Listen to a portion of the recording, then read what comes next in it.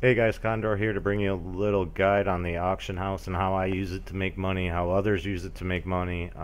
If you have any other ways other than what I say, make sure you put them in the comments below. But these are the ones that I use. They basically work on every game as long as you know what you're doing. It does take a lot of time, but it makes money without having to use labor points, which is a big bonus because you can use that on other things then. So let's get to it. The first thing to always look for are event type things. Event things, the prices on them vary so much because when they first come out, no one knows how much they're worth, and then a lot of times the market gets flooded during that event time, and then when it's done, if it's still a wanted object, it continues to go up and up and up and up and up. So one of those items that I had brought to you guys the other day was the greedy goblins. When I told you about them, they were about 1 gold, 70 silver, I believe, something like that. Now they're up to 3 gold, 9 silver. So for every one you would have bought, you would have gained over a gold. You bought 100 of them, there's 100 gold in your pocket. You didn't do anything besides buy and sell. So that's one thing. Another thing to keep an eye out, this event involves pumpkins to get your daily done. I don't have the prices from before, but since they're so wanted, pumpkins are a very good thing to be grown right now. Everybody that's playing the game needs 10 per day. So if they're not growing them on their own, they're getting them from the auction house. I believe if we go take a look, they're right around 2 silver now per. So let me go take a look if there's a seed vendor here.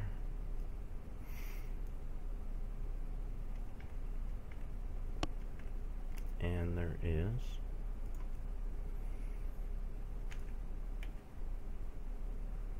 And pumpkins right now, they're 2 silver per seed.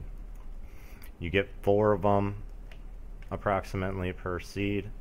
So if you planted a big field of those, you would make a lot of money off of those right now. Because basically you're quadrupling your money every time you plant it. So keep an eye out for things like that. Events have huge variance. Sometimes you gotta be ahead on that stuff. Know what everybody's gonna need and work your plan around that. So that's one of the legit ways to make money off of it. Going along with that, when expansions come out, or like this time with Aurora coming out, know what's going to be needed. Thatch farmhouse designs, I bought these for 30 gold a piece. I ended up buying 10 of them, but I never wanted to use 10. I think that's way too many. Why I bought those was because now I can sell each one of the ones that are remaining, which is 7 of them, for 20 gold profit per. So I sell them all back, 7 of them, 140 gold. I didn't do anything again.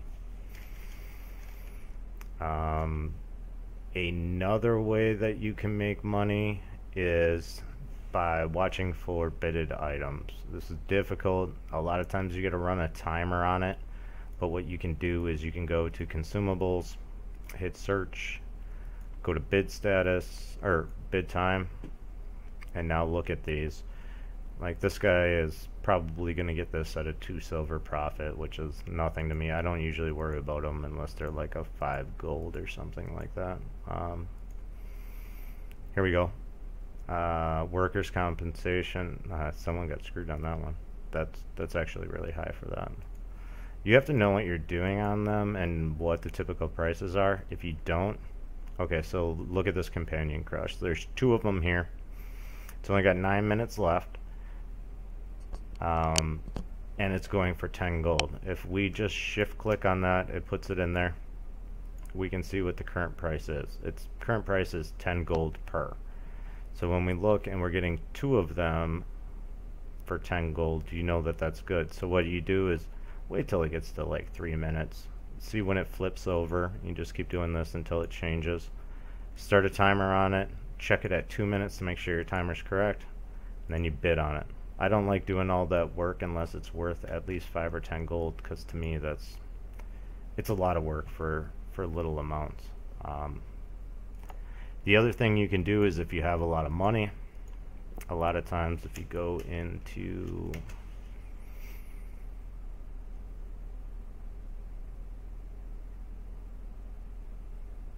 armor. I don't know why is this going by time. Okay. If you go into armor and you start looking at the higher end armors like illustrious,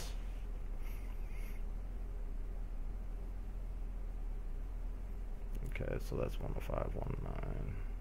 I don't know if we're gonna find one currently. I'll look. A lot of times you have to get into the higher end stuff. That's actually mine.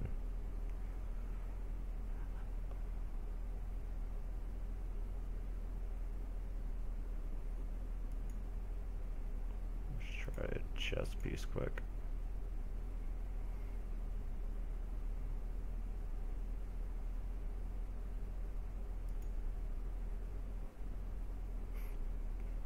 Okay, I don't see any currently that are like that.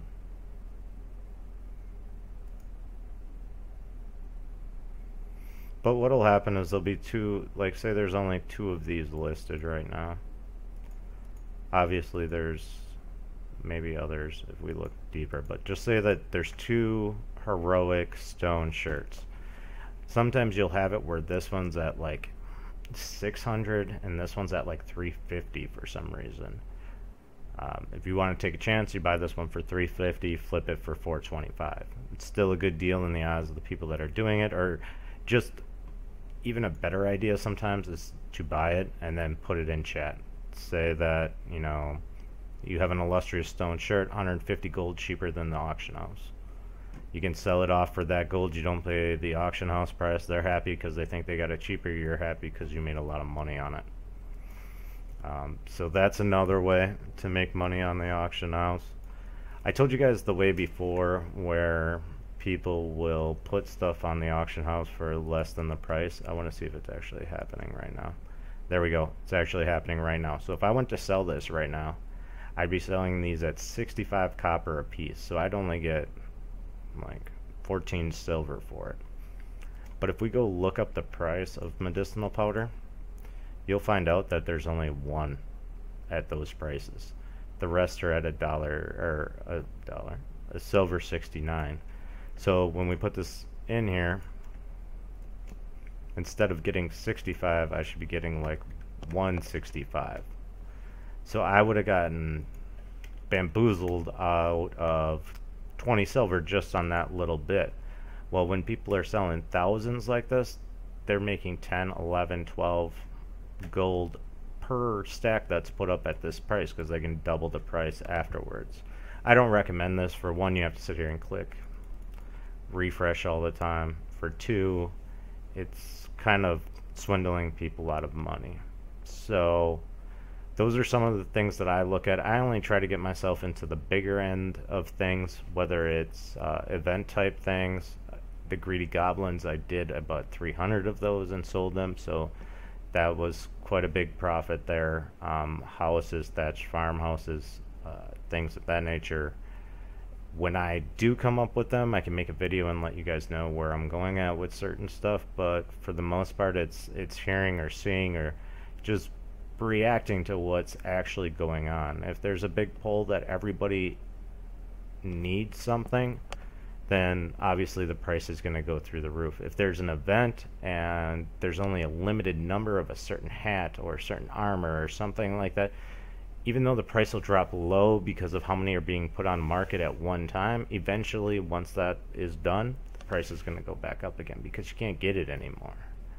So those are some of the things that I do to make money. It's kind of a side thing that I do. I try to make money, you know, whether it be farming, fishing, the auction house,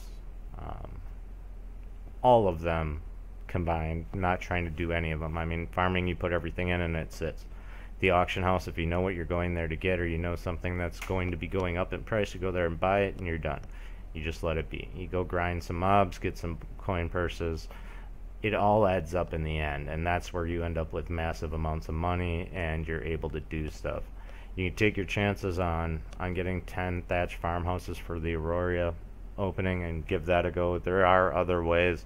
These are just the ways that I found most consistent and the easiest way to make money, and they work on most games. So if you have any questions, let me know. If you have any other ways to make money on the auction house that I kind of forgot about, put them in the comments. I can respond to those. If I do get a chance, I think what I'm going to do now is I got like 5 of them to level 50. As you see right now, I'm actually running a dagger spell, and I'm gaining videos on that. So I'm going to do a brief introduction on probably just the most popular classes, because there's 120 of them. The most popular classes, why to use them, why they're so popular, and then some gameplay with each one. If you have other ideas for videos, let me know. Otherwise, like and subscribe. Talk to you later. Peace.